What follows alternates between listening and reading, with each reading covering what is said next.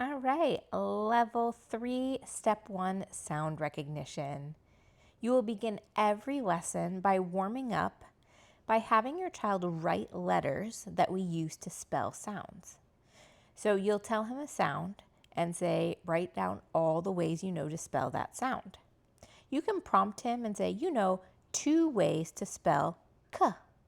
And then he'll write down a C and write down a K. For the first one, you would say, 1 way to spell f. How do we spell f?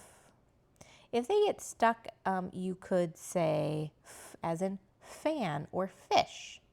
If you have your letter tiles with you or maybe an alphabet poster, you could have that handy. Some kids will like to reference that, so it reminds them how to spell certain letters, how to make certain letters.